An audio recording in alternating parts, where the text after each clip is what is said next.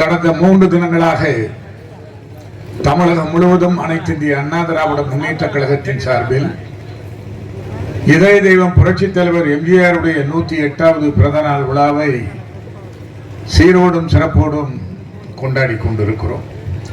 அந்த வகையில் இன்றைக்கு நம்முடைய பெரம்பலூர் மாவட்டத்தில் குன்னம் சட்டப்பேரவை தொகுதியில் செந்துறை பகுதியில் இந்த நிகழ்ச்சியை சிறப்பாக ஏற்பாடு செய்திருக்கிற கழக நண்பர்களை நான் வாழ்த்துவதற்கும் பாராட்டுவதற்கும் கடமைப்பட்டிருக்கிறேன். ஏனென்று சொன்னால், திராவிட இயக்க வரலாற்றில் பேரறிஞர் அண்ணா அவர்களால் அடையாளம் காட்டப்பட்ட அற்புத தலைவர்களில் பொற்புடைய தலைவர் புரட்சி தலைவர் எம்ஜிஆர் அவர்களாவார். பேரறிஞர் அண்ணா அவர்கள் மறைந்ததற்கு பின்னால் புரட்சி தலைவர் எம்ஜிஆர் உதவியோடு முதலமைச்சரான கருணாநிதி அண்ணாவினுடைய அறவழியை விட்டு எதேச்சதிகார பாணியிலே ஆட்சி நடத்துவதற்கு முற்பட்டார். அதை புரட்சி தலைவர் எம்ஜிஆர் அவர்கள் தட்டி கேட்டார்கள். தட்டி கேட்ட புரட்சி தலைவர் எம்ஜிஆரை கழகத்திலே இருந்து கருணாநிதி தூக்கி எறிந்தார். தூக்கி எறியப்பட்ட புரட்சி தலைவர் எம்ஜிஆரை இந்த நாட்டு மக்கள் தங்கள் இதே சிம்மாசனத்திலே ஏற்றுக்கொண்டார்கள். எங்கே அண்ணாவினுடைய மறைவுக்கு பின்னால் திராவிட இயக்கம் அழிந்து விடுமோ என்று அச்சப்பட்ட நேரத்தில் அதை கட்டி காத்த பெருமை புரட்சி தலைவர் எம்ஜிஆர் அவர்களுக்கு உண்டு. அதனால் தான் 1972ஆம் ஆண்டு அக்டோபர் மாதம் 17ஆம் தேதி அண்ணா திராவிட முன்னேற்ற கழகம் என்ற இந்த இயக்கத்தை உருவாக்கினார். ஒற்றை மனிதராக நின்று கருணாநிதி ஆட்சியுடைய அவலத்தை, ஆணவத்தை, அதிகாரத்தை எதிர்த்து அவரால் உருவாக்கப்பட்ட இயக்கம்தான் அனைத்து இந்திய அண்ணா திராவிட முன்னேற்ற கழகம். இந்த இயக்கம் உருவான போது இதை நிற்குமா நிலைக்குமா என்று ஏகடியம் பேசியவர்கள் உண்டு. இதை 6 மாத குழந்தை என்று வர்ணித்த அரசியல்வாதிகள் உண்டு. இதை ஒட்டு காங்கிரஸ், குட்டி காங்கிரஸ் என்று கூறிய குறுமதியாளர்கள் உண்டு. இது எம்ஜிஆரின் திரைப்படம் போல 100 நாள் மட்டுமே ஓடக்கூடிய இயக்கம் என்று சொன்னவர்கள் உண்டு. ஆனால் இன்றைக்கு அத்துணை அரசியல் விமர்சனங்களையும் தாண்டி இந்த இயக்கம் இன்றைக்கு 53 ஆண்டுகளை கடந்து நின்று கொண்டிருக்கிறது என்று சொன்னால், இந்த இயக்கத்தை உருவாக்கிய புரட்சி தலைவர் எம்ஜிஆர் மீதும் புரட்சி தலைவர் மீதும் இந்த நாட்டு மக்களும் வைத்திருக்கிற பேரன்பை காட்டுகிற விதமாக அமைந்திருக்கிறது. இந்த இயக்கத்தின் நெடிய வரலாறு 53 ஆண்டு காலம், 11 ஆண்டு காலம் புரட்சி தலைவர் எம்ஜிஆர் அவர்கள் முதலமைச்சராக கோலோச்சி விட்டு சென்றிருக்கிறார். புரட்சி தலைவி அம்மா அவர்கள் 15 ஆண்டு காலம் முதலமைச்சராக ஒரு பொற்கால ஆட்சியை நடத்தி இருக்கிறார். அதன் தொடர்ச்சியாக அண்ணன் எடப்பாடியார் அவர்கள் 4.5 ஆண்டு காலம் ஆட்சி நடத்தி இருக்கிறார். ஆக ஒரு இயக்கத்தின் 53 ஆண்டு கால வரலாற்றில் அந்த இயக்கம் 31 ஆண்டுகளை கடந்து ஆட்சி பீடத்திலே இருந்திருக்கிறது என்று சொன்னால், அது இந்திய துணை கண்டத்திலே அனைத்து இந்திய அண்ணா திராவிட முன்னேற்ற கழகமாகத்தான் இருக்க முடியும் என்பதை நான் பெருமிதத்தோடு சுட்டிக்காட்ட கடமைப்பட்டு இருக்கிறேன். இந்த அளப்பரிய சாதனையை நிகழ்த்தி இந்த சாதனைக்கு சொந்தக்காரராக இருக்கக்கூடிய புரட்சி தலைவர் எம்ஜிஆர் அவருடைய பிறந்த நாள் விழாவைத்தான் இன்றைக்கு நம்முடைய கழக நண்பர்கள் தமிழகம் முழுவதும் அனைத்து இந்திய அண்ணா திராவிட முன்னேற்ற கழகத்தின் சார்பில் எடுத்துக் கொண்டிருக்கிறார்கள். காரணம், அவர்கள் ஏழைகளின் துயர்ந்தெடுக்கக்கூடிய பெருங்கருணை. அவர் தர்மத்தின் திருவுருவாய் இருந்தவர், இரக்கத்தின் இருவழியாய் வாழ்ந்தவர். அதனால் தான் எங்கேயோ ராமேஸ்வரத்திலே புயலடிக்கிறது என்று சொன்னால், அங்கே அரசுடைய உதவி பணம் அந்த மக்களுக்கு சென்று சேருவதற்கு முன்னாலே 1965 புரட்சி தலைவர் எம்ஜிஆர் என்ற தனிநபருடைய 1 லட்சம் ரூபாய் பணம் அந்த மக்களை சென்றடைந்து போர்க்கால நடவடிக்கையாக அவர்களுக்கு துரிதமாக அவர்களுடைய துயதுடைக்கின்ற பணியிலே புரட்சி தலைவர் எம்ஜிஆர் அவர்கள் அன்றைக்கு செய்து காட்டினார்கள். அதே போல அவர் இந்திய இறையாண்மைக்கு, ஒற்றுமைக்கு ஒரு வழிகாட்டியாக, ஒரு சிறந்த எடுத்துக்காட்டாக திகழ்ந்தவர். அதனால் தான் 1963 நடைபெற்ற சீனா இந்தியா யுத்தம். அந்த யுத்தத்தின் போது இந்தியாவின் எல்லையோரத்திலே இந்தியாவினுடைய ஒற்றுமைக்கு ஊறு ஏற்படுகிறது என்று சொன்ன உடனே அன்றைக்கு பாரத பிரதமராக இருந்த ஜவஹர்லால் நேரு அவர்கள் இந்திய துணைக்கண்டத்திலே இருக்கிற மக்களுக்கெல்லாம் ஒரு வேண்டுகோள் விடுத்தார். யுத்த நிதியாக அரசுக்கு தர வேண்டும் என்று கேட்டார். அப்போது புரட்சி தலைவர் எம்ஜிஆர் அவர்கள் மதுரை மாநகரில் நாடோடி மன்னன் திரைப்படத்திற்காக அவருக்கு அளிக்கப்பட்ட ஒரு தங்க வாள் பல லட்சம் ரூபாய் மதிப்புள்ள அந்த தங்கவாள், அந்த தங்கவாளை பேரறிஞர் அண்ணா அவர்களிடத்திலே தந்து அதை யுத்த நிதியாக வழங்குவதற்கு சொன்னார். பேரறிஞர் அண்ணா அவர்கள் அந்த தங்கவாளை பெற்று பொது ஏலத்திலே விட்டு அன்றைக்கு 1,44,000 ரூபாய் அந்த தங்கவாள் ஏலம் விடப்பட்டது. 1,40,44,000 ரூபாய் என்று சொன்னால் இன்றைக்கு 10 கோடிக்கு சமம். இன்றைக்கு இருக்கிற திரைப்பட நடிகர்களில் யாராவது இது போன்ற அரசியல் தலைவர்களில் இது போன்ற ஒரு பங்களிப்பை இந்த நாட்டினுடைய வளர்ச்சிக்கு செய்திருக்கிறார்களா? எண்ணி பார்க்க வேண்டும். அடித்தட்டு மக்கள் பாதிக்கப்படுகிறார்கள் என்று சொன்னால் தன்னுடைய நேசக்கரத்தை நீட்டக்கூடியவர் புரட்சித் தலைவர் எம்ஜிஆர். சென்னையிலே மலையிலே ரிக்ஷா தொழிலாளி நினைக்கிறான். அந்த ரிக்ஷா தொழிலாளி அன்றைக்கு வண்டிகளை ஓட்டிக்கொண்டு செல்லுகிற போது அவன் மழைக்காலம் என்று சொன்னால் மலையிலே நனைந்து கொண்டே ஓட்டிக்கொண்டு செல்வான். அதை பார்த்த புரட்சித் தலைவர் எம்ஜிஆர் அவர்கள் தன்னுடைய சொந்த பணத்தில் 60,000 பேருக்கு மழை கோட்டுகளை வாங்கி தந்து வரையாது வழங்கிய வள்ளல் தான் இதய தெய்வம் புரட்சித் தலைவர் எம்ஜிஆர். அந்த உதார புருஷர், அந்த மாமனிதர் இன்றைக்கு மறைந்து விட்டார் என்று சொல்லுகிறார்கள். இல்லை, இன்றைக்கும் அவர் இந்த மண்ணிலே வாழ்ந்து கொண்டிருக்கிறார். 83 லட்சம் ஏழை குழந்தைகள் தமிழ்நாட்டிலே எங்கெல்லாம் சத்துணவை உண்ணுகிறதோ அந்த ஏழை குழந்தைகளுடைய சிரிப்பிலே அந்த மாமனிதர் வாழ்ந்து கொண்டிருக்கிறார். இப்படி ஒரு அளப்பரிய காரியத்தை செய்தவர்.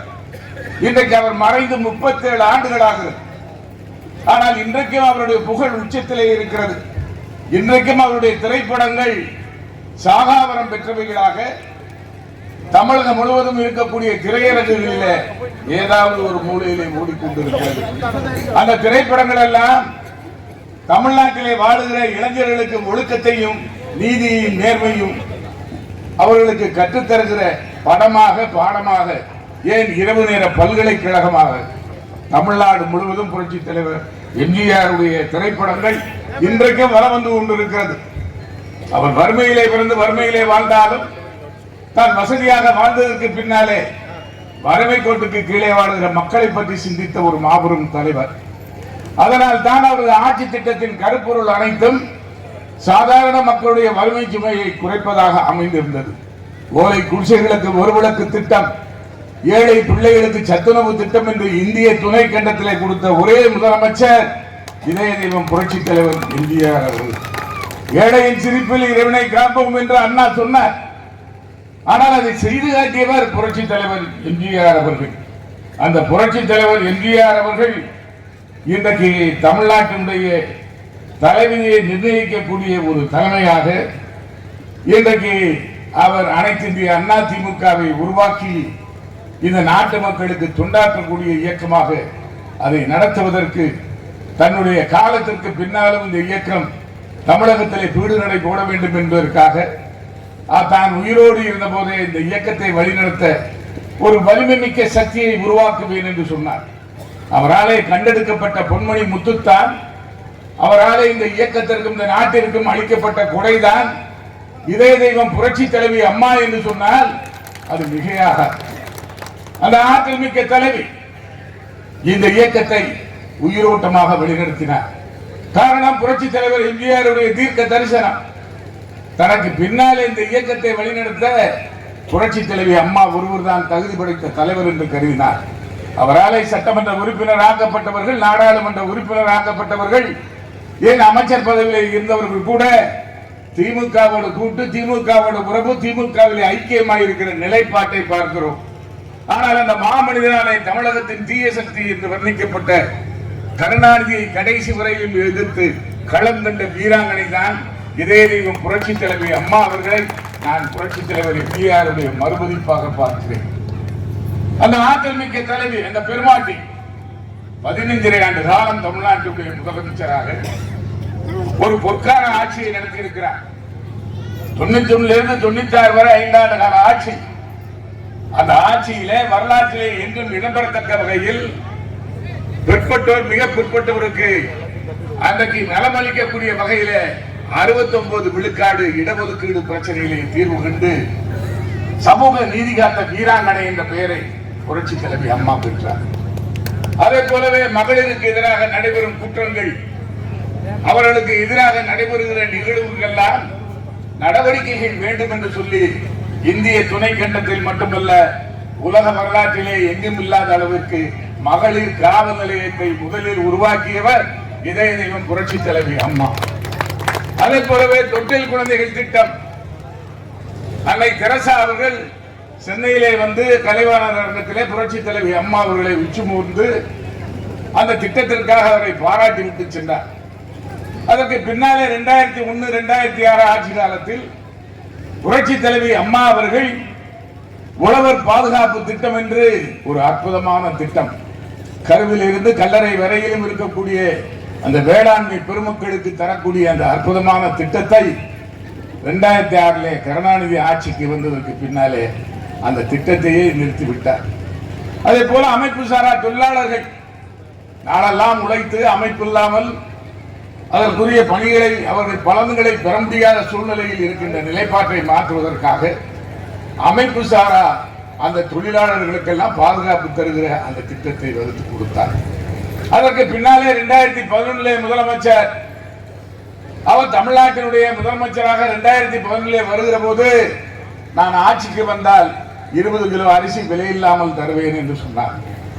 உடனே கருணாநிதி கூட தேர்தல் பிரச்சாரத்திலே கேட்டார், கஜானாவிலே பணம் இல்லை, எங்கே இருந்து 20 கிலோ அரிசி தருவது என்று கருணாநிதி அன்றைக்கு தேர்தல் களத்திலே கேட்டார்.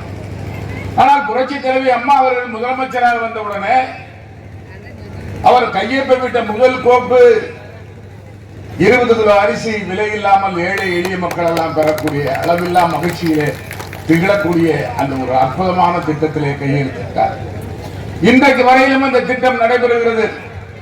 இன்னைக்கு 2025 ஏறத்தாழ 12 ஆண்டு காலம் 13 ஆண்டு காலம் இந்த திட்டம் இன்றைக்கு நடைமுறையிலே இருக்கிறது. கஜானாவிலே பணம் இல்லை என்று கருணாநிதி சொன்னாரே, அந்த திட்டத்தை புரட்சி தலைவி அம்மா அவர்கள் கொண்டு வந்தார்.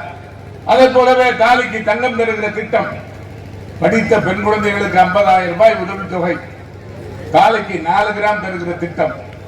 அதே போல மாணவர்களுக்கு மடிக்கணினி, மீனவர்களுக்கு மீன்பிடி தடை காலத்தில் அந்த ஓய்வு அந்த தடை காலத்தினுடைய தரப்படக்கூடிய அந்த நிதியை 2,000 ரூபாயாக அன்றைக்கு உயர்த்தி தந்தார். மாணவர்களுக்கு மடிக்கணினி, மீனவர்களுக்கு உதவித்தொகையை உயர்த்தி தருவது, அதே போலவே தாய்மார்களுக்கு பெண்களுக்கு என்று மிக்சி கிரைண்டர் மின்விசிறி, அதே போல ஆடு மாடுகள் என்று வேளாண்மை பெருமக்களுக்காக தந்தார். இப்படி பல்வேறு திட்டங்களை 2011 இருந்து 2016 வரை அவர் முதலமைச்சராக இருந்த காலத்திலே கொண்டு வந்தார். 2011 சட்டப்பேரவை தேர்தலில் பெரிய வெற்றி, உள்ளாட்சி தேர்தலில் வெற்றி, 2014 நாடாளுமன்ற தேர்தலில் வெற்றி, அதற்கு பின்னாலே 2016 சட்டப்பேரவை தேர்தலில் வெற்றி என்று தொடர் வெற்றி. 2014 நடைபெற்ற நாடாளுமன்ற தேர்தல் என்பது எந்த ஒரு இயக்கத்தோடு கூட்டணி இல்லாமல் தேர்தல் களத்திலே தனித்து நின்று 967க்கு பின்னாலே தேர்தல் களத்திலே ஒரு இயக்கம் தனித்து நின்று 39 இடங்களில் போட்டியிட்டு 37 இடங்களில் வெற்றி பெற்றிருக்கிறது என்று சொன்னால் அது இதய தெய்வம் புரட்சி தலைவி அம்மாவினுடைய சாதனை. அதே போல 32 ஆண்டுகளுக்கு பின்பு தொடர்ந்து வெற்றி சட்டப்பேரவையில் 2011, 16 2 தேர்தல்களிலும் மிகப்பெரிய வெற்றியை பெற்றார். 37 நாடாளுமன்ற உறுப்பினர்கள், டெல்லியிலே 13 மாநிலங்களவை உறுப்பினர்கள், 50 நாடாளுமன்ற உறுப்பினர்களை கொண்ட 3வது பெரிய அரசியல் இயக்கமாக அனைத்து இந்திய அண்ணா திராவிட முன்னேற்ற கழகம் நாடாளுமன்றத்தில் தன்னுடைய அரசியல் கேந்திரத்தை நகர்த்தியது. அந்த நாடாளுமன்றத்திலே அன்றைக்கு அதிமுக பெரும்பான்மையாக இருந்த காரணத்தினால் தான் காவிரி பிரச்சனையிலே அன்றைக்கு தமிழ்நாட்டுக்கு துரோகம் இழைக்க அன்றைக்கு கர்நாடக மாநிலம் முனைந்த போது நாடாளுமன்றம் 23 தினங்கள் முடக்கப்பட்டது. எந்த ஒரு அரசியல் கட்சியும் செய்ததில்லை. மக்களவை, மாநிலங்களவை இரு அவைகளுமே ஏறத்தாழ 23 தினங்கள் ஒரு மாநில பிரச்சனைக்காக முடக்கப்பட்டது என்று சொன்னால் அது அண்ணா திராவிட முன்னேற்ற கழக நாடாளுமன்ற உறுப்பினர்கள் அண்ணன் எடப்பாடியாருடைய வழிகாட்டுதலில் இந்த மாநில வளர்ச்சிக்காக அன்றைக்கு செய்தார்கள். இந்த அளப்பரிய சாதனைகளை செய்த புரட்சி தலைவி அம்மா அவர்கள் 2016ஆம் ஆண்டு டிசம்பர் மாதம் 5ஆம் தேதி மறைந்து விடுகிறார். அவருக்கு பின்னாலே தமிழ்நாட்டினுடைய முதலமைச்சராக 13வது முதலமைச்சராக அண்ணன் எடப்பாடியார் அவர் வருகிறார். அண்ணன் எடப்பாடியார் அவர்கள் வருகிற போது தமிழ்நாட்டு அரசியலில் ஒரு வெற்றிடம் ஏற்பட்டு விட்டது. ஆளுமை மிக்க தலைவர் புரட்சி தலைவி அம்மா மறைந்து விட்டார். திமுகவினுடைய தலைவர் கருணாநிதி உடல்நலம் குன்றி இருக்கிறார். தமிழ்நாட்டு அரசியலில் வெற்றிடம். இந்த அரசு 3 மாதம் தாங்குமா 6 மாதம் தாங்குமா என்ற வினாக்குறிகள் எல்லாம் தொலைக்காட்சியிலே ஊடகங்களிலே விவாதிக்கப்பட்டது. அன்றைக்கு திரைப்பட நடிகர்கள் கூட நாங்கள் அரசியலுக்கு வரப்போகிறோம், தமிழ்நாட்டு அரசியல் என்பது வெற்றிடமாகிவிட்டது என்று கமலஹாசன் கூட அன்றைக்கு டார்ச் லைட்டை எடுத்துக்கொண்டு புதிதாக ஒரு கட்சியை துவக்கி அந்த கட்சியில அன்றைக்கு அவர் துவக்கி தேர்தல் களத்தில் நான் நின்று வெற்றி பெறுவேன், ஆட்சியை பிடிப்பேன் என்று சொல்லி நாடாளுமன்ற தேர்தலிலே போட்டியிட்டார். உள்ளாட்சி தேர்தலில் போட்டியிட்டார். சட்டப்பேரவை தேர்தலில் அவரே போட்டியிட்டு அத்துணை தேர்தலிலும் தோற்றுவிட்டார். அதே போல திரைப்பட நடிகர் ரஜினிகாந்த் அவர்கள் கூட சொன்னார், தமிழ்நாட்டு அரசியல் மெக்கானிசம் சரியில்லை, நான் அதை சரி செய்ய போகிறேன் என்று சொன்னார். ஆனால் 2019 நாடாளுமன்ற தேர்தலுக்கு முன்பாகவே தன்னுடைய உடல்நலத்தை காரணம் காட்டி தேர்தல் களத்தில் இருந்து ரஜினிகாந்த் ஒதுங்கிக் கொண்டார். ஆனால் ஆளுமை மிக்க முதலமைச்சர்கள் பேரறிஞர் அண்ணா அவர்கள், பெருந்தலைவர் காமராஜர், மூதறிஞர் ராஜாஜி, புரட்சி தலைவர் எம்ஜிஆர், புரட்சி தலைவி அம்மா போன்ற தலைவர்கள் எல்லாம் முதலமைச்சராக ஆண்ட தமிழகத்தில் அண்ணன் எடப்பாடியார் அவர்கள் 4.5 ஆண்டு காலம் நல்ல ஆட்சி, தன்னுடைய ஆட்சி தன்னுடைய சாதுரியத்தின் மூலமாக, சாணக்கியத்தனத்தின் மூலமாக 4.5 ஆண்டு காலம் இந்த ஆட்சியை நகர்த்தி தமிழ்நாட்டு அரசியல் என்பது வெற்றிடம் அல்ல, அது வெற்றியின் இடம் என்று மாற்றி காட்டியவர் அண்ணன் எடப்பாடியார். நான் இதை குறிப்பிடுவதற்கு காரணம், அன்றைக்கு சட்டப்பேரவையிலே நம்முடைய மாவட்ட கழக செயலாளர்கள் போன்றவர்கள் எல்லாம் இருந்தார். நாங்கள் எல்லாம் நாடாளுமன்ற உறுப்பினராக இருந்தோம். அன்றைக்கு சட்டப்பேரவையில் ஒரு தொங்கு சட்டமன்றம், 108 சட்டமன்ற உறுப்பினர்கள் மட்டுமே அண்ணன் எடப்பாடியார் அவர்களை ஆதரித்தார்கள். 11 பேரை அழைத்துக் கொண்டு பன்னீர்செல்வம் தர்மயுத்தம் நடத்த சென்று விட்டார். 18 எம்எல்ஏக்களை அழைத்துக் கொண்டு தினகரன் சென்று விட்டார். உட்கட்சியிலே குழப்பம், பெரும்பான்மை எம்எல்ஏக்களை தக்க வைப்பதில் போராட்டம்.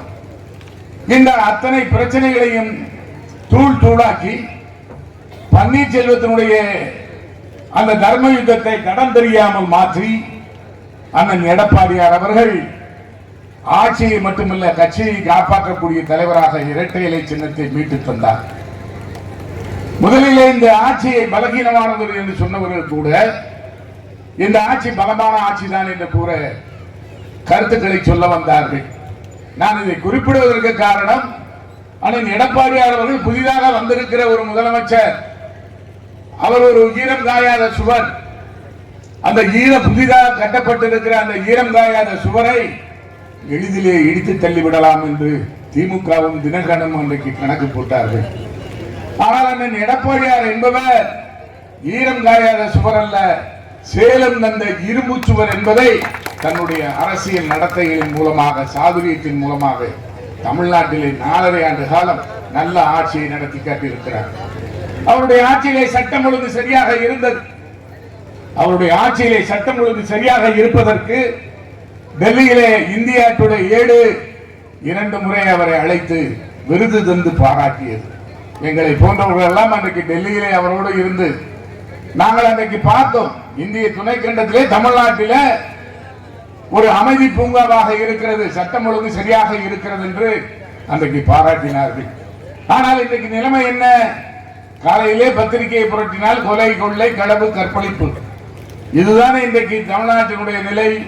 வன்புணர்ச்சி கலாச்சாரங்கள், கடற்கரை ஓரத்திலே கஞ்சா கடத்தல் என்று போதைப் பொருளுடைய நடமாட்டம் இன்றைக்கு தமிழ்நாடு முழுவதும் இருக்கிறது. அதே போலவே விலைவாசி, வெள்ளம் வந்தாலும் பஞ்சம் வந்தாலும் விலைவாசிகளை கட்டுப்படுத்துகிற அஸ்திரத்தை எப்படி புரட்சி தலைவர் எம்ஜிஆரும் புரட்சி தலைவி அம்மா அவர்களும் வைத்திருந்தார்களோ அதே போல் தன்னுடைய கரத்திலே வைத்துக் கொண்டு விலைவாசியை கட்டுக்குள்ளே வைத்திருந்தார். இன்றைக்கு விலைவாசி விண்ணை தொடுகிற அளவிற்கு உயர்ந்து போயிருக்கிறது. அதே போல மின்வெட்டு 10 ஆண்டு காலம் அம்மாவினுடைய ஆட்சி, அண்ணன் எடப்பாடியாருடைய ஆட்சி. மின்வெட்டு என்பது கிடையாது, மின் மிகை மாநிலம். ஆனால் இன்றைக்கு தமிழ்நாட்டிலே மின்வெட்டு இருக்கிறது. கேட்டால் இல்லை என்று சொல்லுகிறார்கள். இங்கே இந்த கூட்டத்திலே நான் கடந்து கொண்டிருக்கிற போது கூட இங்கே மின்சாரம் இங்கே தடை செய்யப்பட்டதை பார்த்தேன். மின்வெட்டு இல்லை என்று சொல்லுகிறவர்கள் இன்றைக்கு மின் தடை செய்கின்ற அந்த காட்சியை தமிழ்நாடு முழுவதும் இருக்கக்கூடிய அந்தந்த பகுதியில் இருக்கக்கூடிய மக்கள் இன்றைக்கு உணர்வார்கள். இன்னைக்கு திமுகவினுடைய ஆட்சியில அண்ணா திராவிட முன்னேற்ற கழகத்தின் மீது தேர்தல் பிரச்சாரத்திலே பொய்யான புனையான குற்றச்சாட்டுகளை சொல்லி போலியான வாக்குறுதிகளை தந்து வெற்றி பெறுவதற்குரிய அத்தனை சாத்தியக்கூறுகளையும் திமுக செய்துவிட்டதாக அந்த தேர்தல் களத்திலே நினைத்து செய்தது. ஆனால் இன்றைக்கு அந்த தேர்தல் வாக்குறுதிகளை நிறைவேற்றி இருக்கிறார்களா? இல்லை. குறிப்பாக நீட் தேர்வு, நாங்கள் ஆட்சிக்கு வந்தாலே நீட் தேர்வை ரத்து செய்வோம் என்று சொன்னார். ஆனால் இன்றைக்கு திமுக ஆட்சிக்கு வந்து ஏறத்தாழ 4 ஆண்டுகளை கடந்து விட்டது. இன்றைக்கு அந்த நீட் தேர்வு ரத்து செய்யப்படவில்லை. சமீபத்திலே ஒரு அறிவியல் கண்டுபிடிப்பை முதலமைச்சர் மு.க. ஸ்டாலின் கண்டுபிடித்திருக்கிறார். இந்தியா கூட்டணி நாடாளுமன்ற தேர்தலில் 2024 வெற்றி பெற்றிருந்தால் நாங்கள் நாடாளுமன்றத்தில் இந்த நீட் தேர்வை ரத்து செய்திருப்போம் என்று சொல்லுகிறார். இதைத்தானே அன்றைக்கு அண்ணன் எடப்பாடியார் அவர்கள் தேர்தல் பிரச்சாரத்தின் போதே சொன்னார். நாடாளுமன்றத்தில் கொண்டு வரப்பட்ட சட்டத்தை நீங்கள் எப்படி நீட் தேர்வை ரத்து செய்ய முடியும் என்று கேட்டபோது அதை எப்படி ரத்து செய்ய முடியும் என்பதை அந்த சூட்சுமம் எங்களுக்கு தெரியும், நாங்கள் ஆட்சிக்கு வந்தால் செய்வோம் என்று சொன்னார்கள். ஆனால் இன்றைக்கு வரை செய்யவில்லை. ஆனால் அண்ணன் எடப்பாடியார் அவர்கள் 7.5% பள்ளி கல்வி மாணவர்களுக்காக தந்து அந்த இடஒதுக்கீடு செய்து ஏறத்தாழ இன்றைக்கு 6000 பேருக்கு மேலாக இன்றைக்கு அதன் மூலமாக பலன் பெற்றிருக்கிற நிலைப்பாட்டை இன்றைக்கு தமிழகம் பார்த்து கொண்டிருக்கிறது. அதே போல மின்சாரம், இந்த மின்சாரத்திலே புரட்சி தலைவி அம்மா அவர்கள் ஆட்சியில் இருந்த போது சற்று கட்டணத்தை உயர்த்தக்கூடிய சூழல் ஏற்பட்ட போது அவர் 100 யூனிட் மின்சாரத்தை நான் விலையில்லாமல் தருவேன் என்று சொன்னார். அந்த 100 யூனிட் மின்சாரத்தை புரட்சி தலைவி அம்மா அவர்கள் விலையில்லாமல் தருவதற்கு சட்டம் இயற்றினார். இன்றைக்கு வரையிலும் அமலில் இருக்கிறது. ஆனால் திமுக இன்றைக்கு ஆட்சிக்கு வந்து இந்த 3.5 ஆண்டு காலத்தில் வருடந்தோறும் மின்சார கட்டணத்தை உயர்த்துகிறார்கள். நாங்கள் ஆட்சிக்கு வந்தால் மாதந்தோறும் மின் கட்டண கணக்கீடு செய்வோம் என்று சொன்னார் தேர்தல் வாக்குறுதியில. ஆனால் இன்றைக்கு மாதந்தோறும் கணக்கீடு செய்கிறார்களா? இல்லை. அதிமுக ஆட்சியிலே 2 மாதத்திற்கு ஒரு முறை செய்யப்பட்ட அந்த மின் கணக்கீடு தான் இன்றைக்கு வரைக்கும் தமிழ்நாட்டில் செய்யப்படுகிறது. அதே போல மின் கட்டணம் அதிமுக ஆட்சியை விட கடுமையாக உயர்த்தப்படுகிறது. வீட்டு வரிகள் உயர்த்தப்படுகிறது, பால் கட்டணம் உயர்த்தப்படுகிறது, சாலை வரிகள் உயர்த்தப்படுகிறது. இப்படி அடித்தள மக்கள், நடுத்தர மக்கள், மாத வருவாய் பெறுகிற மக்கள் எல்லாம் இன்றைக்கு அல்லலுறக்கூடிய சூழலை இன்றைக்கு தமிழ்நாட்டிலே திராவிட முன்னேற்ற கழக அரசு, அதனுடைய முதலமைச்சர் ஸ்டாலின் அவர்கள் இன்றைக்கு தமிழ்நாட்டிலே நடாத்தி கொண்டிருக்கிறார். ஆனால் எடப்பாடியார் அவர்கள் முதலமைச்சராக வந்ததற்கு பின்னாலே அன்றைக்கு காவிரி வேளாண்மை பாதுகாப்பு மண்டலத்தை கொண்டு வந்தார். இன்றைக்கு காவிரி படுகை இன்றைக்கு காப்பாற்றப்பட்டு இருக்கிறது. மீத்தேன் எரிவாயு பிரச்சனை, ஹைட்ரோ கார்பன் பிரச்சனை எல்லாம் இன்றைக்கு தீர்க்கப்பட்டிருக்கிறது. விளை நிலங்கள் எல்லாம் வீட்டு முனைகளாக மாறக்கூடிய அவல நிலை இன்றைக்கு தடுக்கப்பட்டிருக்கிறது. உலகளாவிய அளவிலே நீரியல் விரிசல் முறை இன்றைக்கு காவிரி படுகையிலே தடுக்கப்பட்டிருக்கிறது. இது போன்ற ஒரு நல்ல ஒரு பணிகளை எல்லாம் காவிரி பிரச்சனையிலே அண்ணன் எடப்பாடியார் அவர்களுக்கு அவர்கள் செய்து கொடுத்த காரணத்தினால்தான் அவரை டெல்டா நாயகன் என்று சொல்லுகிறார்கள். அதே போல காவிரி வைகை குண்டாறு இணைப்பு திட்டம், இந்த திட்டம் என்பது ஏறத்தாழ 40-50 ஆண்டு காலம் தமிழ்நாட்டு அரசியல் மேடைகளில், சட்டமன்றத்தில், நாடாளுமன்றத்தில் ஒரு விவாதிக்கப்பட்ட திட்டம். இந்த திட்டத்தின் மூலமாக காவிரியிலே வரக்கூடிய வெள்ள நீர் கடலிலே வீணாக சென்று கலப்பதை தடுப்பதற்காக அந்த காவிரி வைகை குண்டாறு இணைப்பு திட்டம் உருவாக்கப்பட வேண்டும் என்று இன்றைக்கு தமிழ்நாட்டிலே பல்வேறு அரசியல், காமராஜரில் இருந்து, அண்ணாவில் இருந்து, புரட்சி தலைவி அம்மாவில் இருந்து அத்துணை தலைவர்களும் பேசிய இந்த திட்டத்தை அண்ணன் எடப்பாடியார் அவர்கள் முதலமைச்சராக இருந்த போது 2021 பிப்ரவரி மாதம் 5ஆம் தேதி அடிக்கல் நாட்டி விராலிமலைக்கு அருகிலே 565 கோடி ரூபாய் நிதி ஒதுக்கீடு செய்து அந்த பணியை துவக்கி வைத்தார். அந்த திட்டம் இன்றைக்கு கிடப்பிலே போடப்பட்டிருக்கிறது. அதிமுக ஆட்சி இருந்திருந்தால் அந்த திட்டம் தொடர்ந்து நடைபெற்றிருக்கும். அந்த திட்டத்தின் மூலமாக திருச்சி மாவட்டம், கரூர் மாவட்டம், புதுக்கோட்டை மாவட்டம், சிவகங்கை, ராமநாதபுரம், விருதுநகர், தூத்துக்குடி என்று 6 மாவட்டங்களைச் சேர்ந்த விவசாய பெருமக்கள் அங்கே பலன் பெற்றிருப்பார்கள். அதே போல அத்திக்கடவு, அவிநாசி இந்த திட்டமும் பல்வேறு ஆண்டுகளாக அரசியல் மேடைகளில் பேசப்பட்டது. கொங்கு மண்டலத்தின் வாழ்வாதாரம், கொங்கு மக்களுடைய நீண்ட நாள் பிரச்சனை. அந்த பிரச்சனைக்கு தீர்வு கண்டு 1565 கோடி ரூபாய் பணத்தை ஒதுக்கீடு செய்து அண்ணன் எடப்பாடியார் அவர்கள் அந்த திட்டத்தை தமிழ்நாட்டிலே கொண்டு வந்தார்கள். இது போல அவர் 5 சட்டக்கல்லூரி, 11 மருத்துவக் கல்லூரி. மருத்துவக் கல்லூரி 11 என்பது சாதாரணமான விஷயம் அல்ல. இன்றைக்கு திமுக ஆட்சிக்கு வந்து ஒரு மருத்துவக் கல்லூரி கூட இன்னும் தமிழ்நாட்டுக்கு வரவில்லை.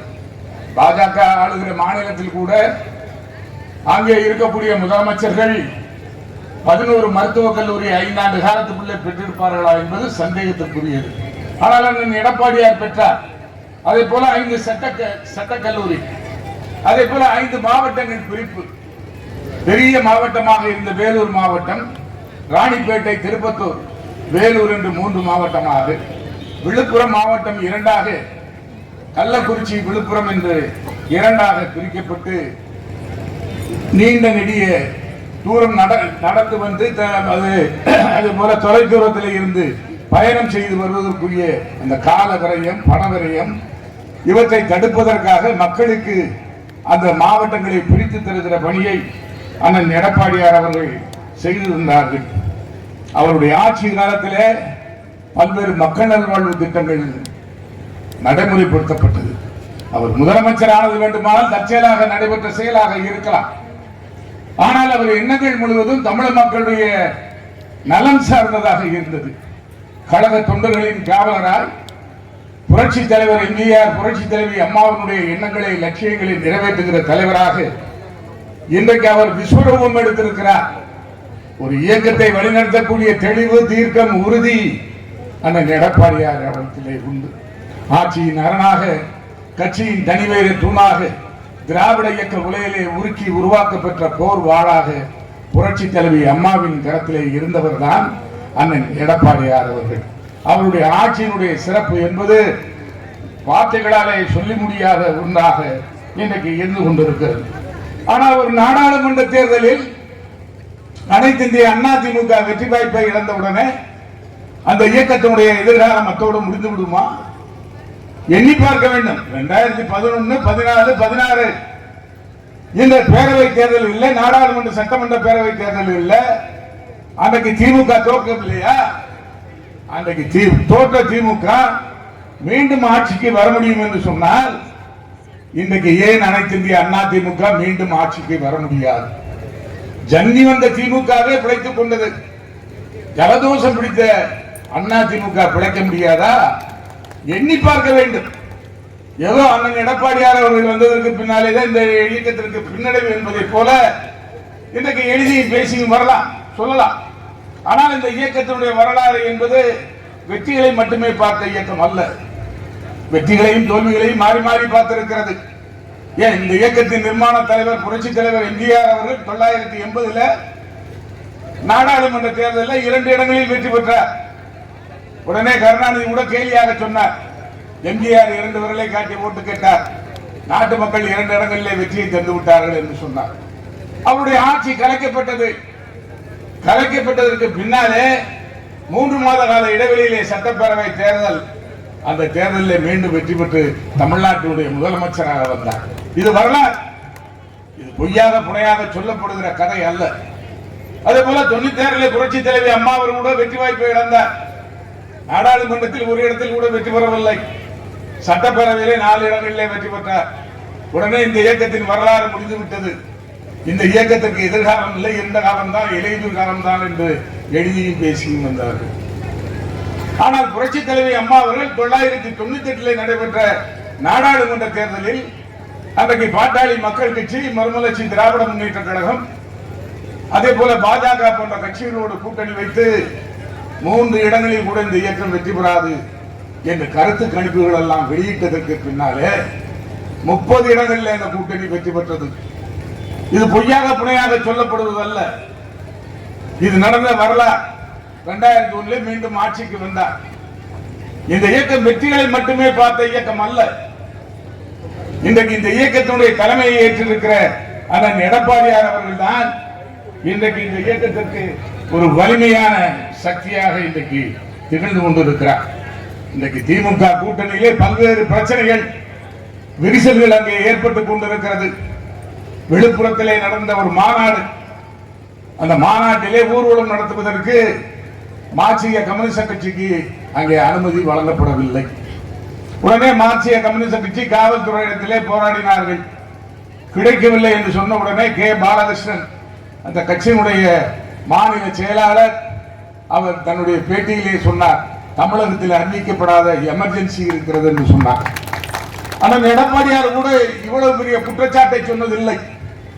ஒரு கடுமையான குற்றச்சாட்டை தோழமை கட்சி ஒரு கடுமையான குற்றச்சாட்டை சொல்லி இன்றைக்கு அந்த கூட்டணியில அங்கே விரிசல் ஏற்பட்டிருக்கிறது. அதே போலவே அவர் அப்படி சொன்ன உடனே மறுநாள் முரசொலியிலே கட்டுரை, தோழமை கட்சிக்கு இது இலக்கணம் அல்ல என்று கட்டுரை எழுதுகிறார்கள். இங்கே இருக்கக்கூடிய திமுக துணை பொதுச் செயலாளர் ராஜா கூட சொன்னார், மார்க்சிஸ்டுகள் வழிமாறி போகிறார்கள் என்று அவர் சொன்னார். அதை உடனே மார்க்சிஸ்டுகளுக்கு வெளிச்சம் தருவது திராவிட முன்னேற்ற கழகம் தான் என்றும் சொன்னார்கள். உடனே இந்திய கம்யூனிஸ்ட் கட்சியினுடைய தலைவர் முத்தரசன் அவர்கள் சொன்னார், திமுகவினுடைய அந்த வெளிச்சத்திலே இருக்கிற அவசியம் மார்க்சிய கம்யூனிஸ்ட் கட்சிக்கோ இந்திய கம்யூனிஸ்ட் கட்சிக்கோ இல்லை என்று சொன்னார். உடனே சேகர் பாபு என்பவர் கே பாலகிருஷ்ணனுடைய தேவை என்னவென்று தெரியவில்லை, அந்த தேவை என்னவென்று தெரிந்தால் அவற்றை நாங்கள் நிறைவேற்றுவோம் என்று கொச்சையாக சொன்னார். ஒரு வரலாற்று சிறப்பு மிக்க இயக்கம் கம்யூனிஸ்ட் இயக்கம், அந்த இயக்கத்தை கொச்சைப்படுத்தி கூட்டணியிலே இன்றைக்கு ஒரு பெரிய எண்ணன் அரசியலை, ஆங்கிலத்தில் சொல்லுவார்களே பிக் பிரதர் மென்டாலிட்டி என்று, அந்த பெரிய எண்ணன் அரசியலை இன்றைக்கு கூட்டணி கட்சிக்குள்ளே செய்து கொண்டிருக்கிறார்கள். செல்வ பெருந்தகை சொல்லுகிறார், ஆட்சியிலே பங்கு வேண்டும் என்று சொல்லுகிறார். விடுதலை சிறுத்தைகள் சொல்லுகிறது, எங்களுக்கு அதிகமான இடங்கள் வேண்டும், ஆட்சியிலே பங்கு வேண்டும் என்று சொல்லுவது நாங்கள் நீண்ட காலமாக சொல்லிக் கொண்டிருக்கிறோம் என்று இன்றைக்கு குரல் எழுப்ப இன்றைக்கு துவங்கி இருக்கிறார்கள் என்று சொன்னால், இன்றைக்கு திமுக கூட்டணியில ஏற்பட்டிருக்கிற இந்த விரிசல் என்பது உடனடியாக ஏற்பட்டல்ல, இது நீண்ட நெடிய காலமாக அவர்களுக்குள்ளே இருக்கிறது. உள்ளாட்சி தேர்தல் நடைபெற்று முடிந்தவுடன் 2016 கம்யூனிஸ்ட் கட்சிக்கு, விடுதலை சிறுத்தைகளுக்கு, இந்திய தேசிய காங்கிரசுக்கு இடஒதுக்கீடுகள் செய்தார்கள். துணைத் தலைவர் பதவி, ஊராட்சி ஒன்றிய பெருந்தலைவர் துணைத் தலைவர் பதவி என்று பல்வேறு இடங்களிலே, அதே போலவே மாநகராட்சியிலே துணை மேயர் பதவி என்றெல்லாம் பிரித்து தந்தார்கள். ஆனால் அங்கெல்லாம் அந்த தோழமை கட்சியை போட்டியிட அங்கே வாய்ப்பு தராமல் திமுகவினரே அதையே எடுத்துக்கொண்டார்கள். அப்போதிருந்தே இந்த மனக்கசப்பு, இந்த விரிசல் அங்கே உருவாகி இருக்கிறது. எனவே அனைத்து இந்திய அண்ணா திராவிட முன்னேற்ற கழகம் இன்றைக்கு ஏதோ அந்த கட்சியிலே ஏற்பட்டிருக்கிற விரிசலை நம்பி இருக்கிற இயக்கம் அல்ல. இந்த இயக்கம் புரட்சி தலைவர் எம்ஜிஆர், புரட்சி தலைவி அம்மாவினுடைய வழியில ஒரு பறவை எப்படி 2 சிறகுகளை மட்டுமே நம்பி ஒரு மரத்தில் அமர்கிறதோ, அந்த மரத்தின் கிளையை நம்பாமல், அதை போல் தன்னை மட்டுமே நம்பி இந்த இயக்கத்தை வழிநடத்துகிற தன்மையை, அந்த வழித்தளத்தை நமக்கு புரட்சி தலைவர் எம்ஜிஆர் அவர்களும் புரட்சி தலைவி அம்மா அவர்களும் அண்ணன் எடப்பாடியார் அவர்களுக்கு கற்றுத்தந்து விட்டு சென்றிருக்கிறார்கள். எனவே வரக்கூடிய அரசியல் சூழல் என்பது இன்னைக்கு தமிழ்நாட்டிலே மாறி வந்து கொண்டிருக்கிறது. எனவே இந்த நிலைமைகள் எல்லாம் தான் தமிழ்நாட்டிலே மீண்டும் அனைத்து இந்திய அண்ணா திராவிட முன்னேற்ற கழகம் ஆட்சி விடத்திற்கு வர வேண்டும் என்று நாட்டு மக்கள் என்ன தலைப்படுகிற ஒரு நிலைப்பாடாக இருக்கிறது. இன்னைக்கு இந்த இயக்கம் 2ஆக 3ஆக போய்விட்டது என்று அரங்கங்களிலே பேசுகிறார்கள், தொலைக்காட்சியிலே சொல்லுகிறார்கள். ஆனால் இங்கே கூடியிருக்கிற கூட்டத்தை பார்க்கிற போது மக்கள் மன்றத்திலே அனைத்து இந்திய அண்ணா திராவிட முன்னேற்ற கழகம் எக்கு கோட்டையாக இருக்கிறது. எங்கே அதிமுக கூட்டம் கூட்டினாலும் அங்கே பெருந்திரளான தொண்டர்கள் 972 வந்ததை போல 91 வந்ததை போல இன்றைக்கு தமிழ்நாடு முழுவதும் அனைத்து இந்திய அண்ணா திமுக இன்றைக்கு வந்து கொண்டிருக்கிறது. ஒரு இயக்கத்தினுடைய வெற்றி தோல்வி என்பது யாருக்கும் நிரந்தரமான ஒன்றல்ல. ஏனென்றால் களம் என்றால் முழங்குழைந்து ஓடுகிற கூட்டம் அனைத்து இந்திய அண்ணா திராவிட முன்னேற்ற கழகம் அல்ல. இந்த இயக்கம் கடந்த காலத்தில் இந்த இயக்கத்திற்கு எதிர்காலம் இல்லை, இருண்ட காலம்தான், இலையுதிர் காலம்தான் என்றெல்லாம் பேசி எழுதிய போது கூட தோல்வியிலே இருந்து மீண்டெழுகிற ஒரு பீனிக்ஸ் பறவை போல இந்த இயக்கம் எழுந்து நின்றிருக்கிறது என்பதுதான் வரலாறு. எனவே 2026 வரக்கூடிய சட்டப்பேரவை தேர்தல் தமிழ்நாட்டினுடைய முதலமைச்சராக யார் வர வேண்டும் என்பதை தீர்மானிக்கக்கூடிய தேர்தல். நாடாளுமன்ற தேர்தல் என்பது யார் பிரதமராக வருவது, மோடியா ராஜீவா, அதனாலே வாக்குகள் மாறி விழுந்திருக்கலாம். ஆனால் சட்டப்பேரவை தேர்தல் என்று வருகிற போது ஸ்டாலினா அண்ணன் எடப்பாடியாரா என்று வருகிற போது அண்ணன் எடப்பாடியாரை தான் இந்த நாட்டு மக்கள் ஏற்றுக்கொள்வார்கள். காரணம் என்னவென்று சொன்னால் 10 ஆண்டு காலம் அம்மாவினுடைய ஆட்சியிலும் அண்ணன் புரட்சி தமிழர் எடப்பாடியார் ஆட்சியில் இந்த நாட்டு மக்களுக்கு செய்திருக்கிற அந்த பணிகள் தான் காரணம்.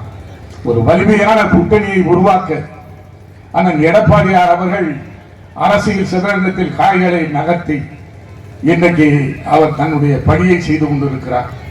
தன்னுடைய உடல் வலியையும் பொறுத்துக் கொண்டு இந்த மாதமோ அல்லது அடுத்த மாதமோ தமிழகம் முழுவதும் இந்த இயக்கத்தின் வெற்றிக்கு உழைப்பதற்காக தன்னை தயார்படுத்திக் கொண்டிருக்கிறார். அவர் ஒன்றும் ஓய்வு எடுத்துக் கொண்டிருக்கவில்லை. கடந்த வாரம் நடைபெற்ற சட்டப்பேரவை தேர்தல் சட்டமன்றத்தில் கூட எரிசலம் தொடுத்தார், கேள்வி கணைகளை வீசினார். அதற்கு பதில் சொல்ல முடியாமல் மு.க. ஸ்டாலின் பதுங்கினார். பொதிகை தொலைக்காட்சி அண்ணன் எடப்பாடியார் பேசிய பேச்சுக்களை எல்லாம் மறைத்தது, ஸ்டாலின் பேசிய பேச்சுக்களை மட்டுமே காட்டியது. இப்படி பல்வேறு தகுதி திட்டங்களை செய்யக்கூடிய இந்த அரசு 2026 நடைபெறக்கூடிய சட்டப்பேரவை தேர்தலில் அண்ணன் எடப்பாடியார் அவர்கள் அந்த குருச்சேத்திரத்தில் அவர் உயர்த்துகின்ற காண்டிபம் நிச்சயமாக திமுகவை வீழ்த்தும், வீட்டுக்கு அனுப்பும். ஏனென்று சொன்னால் அண்ணன் எடப்பாடியார் அணுகும் தொண்டர்களின் ஆலமரம். அவர் புரட்சி தலைவி அம்மாவினுடைய ஒரு அணுக்க தொண்டர். காவிரி பிரச்சனையிலே அறப்போர் புரிந்த ஒரு செயல் மறவர். அவருடைய ஆட்சியின் திட்டங்கள் அனைத்தும் விழுமிய எண்ணங்களின் வெளிப்பாடு. தன்னுடைய உழைப்பால் உயரங்களை தொட்டவர், சவால்களை சந்தித்து சாதித்து காட்டியவர். இன்னைக்கு காலம் மாறி இருக்கலாம், ஆனால் களம் மாறவில்லை. 53 ஆண்டுகளுக்கு முன்பு இந்த இயக்கம் உருவான போது என்ன கருணாநிதி இந்த இயக்கத்திற்கு தடைகளை உருவாக்கினாரோ அதே தடைகளை இன்றைக்கு அவரது மகன் மு.க. ஸ்டாலின் உருவாக்குகிறார். அந்த தடைகளை உடைத்து களம் காணும் வீரராக அண்ணன் எடப்பாடியார் அவர்கள் இந்த இயக்கத்தை இன்றைக்கு வழிநடத்தி கொண்டிருக்கிறார். ஏனென்றால் இது ஊனமுற்ற கட்சி அல்ல, உருக்குலைந்து போவதற்கு. இது உடைந்து போன கட்சி அல்ல, கடை தேராமல் போவதற்கு. இது லட்சிய மாணவர் கூட்டம், கொள்கை பாசறையின் கூடாரம். ஆட்பெரும் படை அணிபுரவி தேர்ந்து எத்தனை படைகளை மு.க. ஸ்டாலின் அழைத்து வந்தாலும் அத்தனையும் முறியடிக்கிற ஆற்றல், வலிவு, துணிவு அண்ணன் எடப்பாடியாருக்கு உண்டு. ஏனென்றால் அவர் புரட்சி தலைவி அம்மாவினுடைய அந்த பல்கலைக்கழகத்திலே படித்த மாணாக்கர். அவ்வளவு சிறப்பு வாய்ந்த இந்த இயக்கத்தில் 3ஆம் தலைமுறை நாயகனாக இந்த இயக்கத்தை இன்றைக்கு அவர் வழிநடத்தி கொண்டிருக்கிறார். இந்த இயக்கத்தினுடைய மூல நாயகர் புரட்சி தலைவர் எம்ஜிஆர். சாதனையாலும் சரித்திரத்திலும் ஒரு நிலையான பெயரை பெற்றவர். சென்ற நூற்றாண்டில் மட்டுமல்ல, இந்த நூற்றாண்டில் மக்களால் போற்றி புகழ்ந்து பாடி பரவசம் கண்டு நகழும் புரட்சி தலைவர் எம்ஜிஆர் ஒரு துருவ நட்சத்திரம். அவரை அனைத்து மக்களும் விரும்பினார்கள். அனைத்து பிரிவை சேர்ந்தவர்களும் அவரை தலைவராக ஏற்றுக்கொண்டார்கள். அவருக்கு கிடைத்த வெற்றிகள் என்பது ஒரே நாளிலே கிடைத்திட்ட வெற்றி அல்ல, ஒவ்வொரு நாளும் அவர் உழைத்த உழைப்பிற்கு கிடைத்திட்ட வெற்றிகளாகும். அந்த சாகசங்களை எல்லாம் இந்த மண்ணிலே சாதித்து காட்டிய அந்த மாமனிதர் அரசியல் உலகிலே அவர் ஆற்றிய பணிக்கு கிடைத்த விருது பாரத ரத்னா. திரைத்துறையிலே அவர் ஆற்றிய அந்த பணிக்கு கிடைத்த பரிசு பாரத் பட்டம். இப்படி பல்வேறு அந்த பட்டங்களை சுமந்து கொண்டு நமக்கு அவர் மூலமாக அடையாளம் காட்டப்பட்ட புரட்சி தலைவி அம்மா, அந்த புரட்சி தலைவி அம்மா அவர்களாலே இன்றைக்கு நமக்கு அடையாளம் காட்டப்பட்டு இருக்கிற அண்ணன் புரட்சி தமிழர் எடப்பாடியார் வழியை நம் வழி, அதுவே இன்றும் நல்வழி என்ற தாரக மந்திரத்தை ஏற்று அவர் சுட்டிக்காட்டுகிற திசையிலே எட்டி பாய்கிற ஈட்டி முனைகளாக சுற்றி சுழன்று பணியாற்றி கழக வெற்றியை கழக வெற்றிக்கு உழைத்திடுவோம், நாளும் முழுதும் வெற்றியை பெறுவோம் என்று சொல்லி நல்ல வாய்ப்புக்கு நன்றி கூறி விடைபெறுகிறேன். நன்றி, வணக்கம்.